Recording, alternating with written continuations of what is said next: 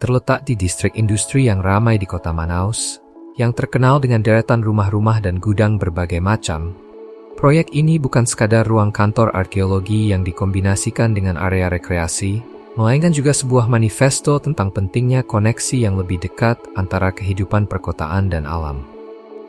Didesain di tengah jantung Amazon, proyek ini hadir sebagai respons terhadap urbanisasi yang semakin pesat dan mengubah lanskap. Mencoba mereinterpretasi arsitektur industri sebagai jembatan yang menghubungkan kehidupan modern dengan alam sekitar. Menghidupkan kembali konsep arsitektur industri di sini dilakukan dengan cara yang sangat kreatif dan unik. Serangkaian portiko 3 dimensi yang terbuat dari besi beton halus berdiri kokoh di lahan ini sebagai penopang utama bagi pertumbuhan tanaman merambat yang subur. Tanaman-tanaman ini tumbuh menjalar membentuk ruang tinggi ganda, mengingatkan pada gudang tradisional, namun kali ini dengan sentuhan alami yang menghadirkan nuansa tropis. Dinding-dinding alami ini secara efisien menaungi area rekreasi dan kantor, menciptakan mikroklimat yang sejuk, lapang, dan menyegarkan. Tanaman merambat tumbuh dari pot bunga di kedua sisi lahan, di mana sebuah pohon besar yang telah lama tumbuh sebelumnya pun tetap dijaga keutuhannya. Area tengah lahan pun dibiarkan kosong dan bebas untuk berbagai aktivitas. Pertumbuhan tanaman merambat yang cepat ini memberikan keuntungan besar. Meski terpapar langsung oleh matahari terik sore hari di garis khatulistiwa, area rekreasi yang teduh ini dapat segera digunakan. Selain menciptakan tempat bermain yang teduh, elemen lanskap di proyek ini juga berfungsi sebagai lanskap produktif, yang menghadirkan keanekaragaman pangan dari tanaman punch, tanaman pangan alternatif. Di antaranya termasuk skyvine, inchplant, jahe liar, keladi hias, markisa, dan garut. Ini membuat tempat ini tidak hanya indah dipandang, tetapi juga memiliki nilai fungsional bagi Ngadamethre. Dari luar, area rekreasi ini tampak tersembunyi di balik fasad yang dilubangi dari bata besar. Fasad ini memungkinkan angin yang berhembus untuk masuk, memberikan rasa sejuk pada ruangan tanpa perlu memperlihatkan seluruh detail di dalamnya. Area rekreasi ini mencakup meja makan besar dengan panggangan barbecue terintegrasi, area shower, dan tempat berjemur dengan hammock, serta kolam renang kecil. Keberadaan area ini tidak hanya untuk penghuni rumah yang berada di lahan sebelah yang saling terhubung, tetapi juga berfungsi sebagai ruang santai atau lounge bagi kantor yang berada di belakang lahan. Dalam praktiknya, meja di area rekreasi ini juga berfungsi sebagai tempat pertemuan atau ruang kerja. Sangat cocok untuk bekerja di luar ruangan yang lebih segar dan lapang, sejalan dengan konsep normal baru pasca pandemi.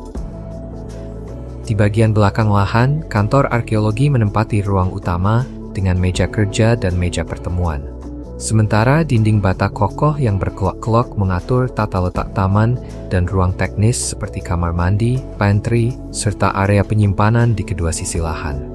Dinding ini tidak hanya berfungsi sebagai pembatas ruang, tetapi juga memiliki lubang-lubang yang memungkinkan ventilasi silang yang maksimal, sambil menutup pandangan dari bukaan di dinding-dinding tetangga.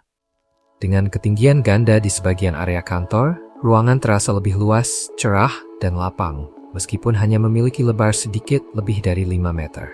Bukaan yang menghadap ke taman di kedua sisi juga menambah pencahayaan alami dan membantu sirkulasi udara yang lebih baik di seluruh area kantor.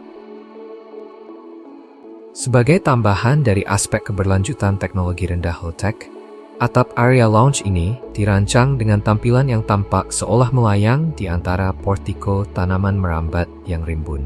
Atap ini tidak hanya memiliki fungsi sebagai pelindung dari teriknya matahari, tetapi juga dilengkapi dengan sistem irigasi otomatis yang secara cerdas memanfaatkan air hujan yang terkumpul di atasnya. Air hujan tersebut disemprotkan kembali pada permukaan atap untuk menciptakan pendinginan alami, sehingga ruang di bawahnya terasa jauh lebih sejuk dan nyaman, meskipun berada di iklim tropis yang panas.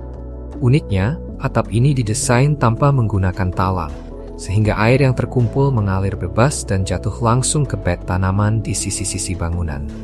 Aliran air yang jatuh ini tidak hanya berfungsi untuk menyirami tanaman, tetapi juga menghasilkan suara gemericik yang memberikan efek psikologis menenangkan bagi para pengguna. Suara air yang alami tersebut menambah pengalaman sensorik yang menyegarkan, membantu menciptakan suasana yang lebih relaks dan meningkatkan kenyamanan serta perasaan kesejahteraan bagi siapa saja yang berada di area tersebut.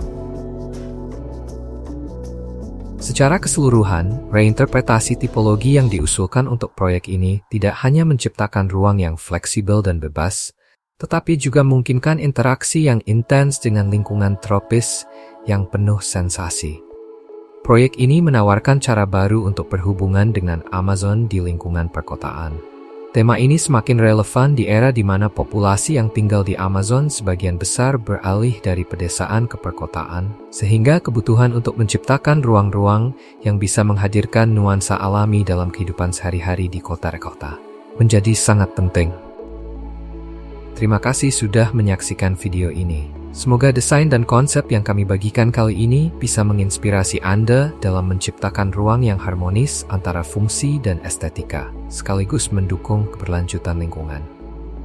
Jangan lupa untuk like, subscribe, dan nyalakan lonceng notifikasi agar tidak ketinggalan video menarik lainnya seputar arsitektur dan desain rumah.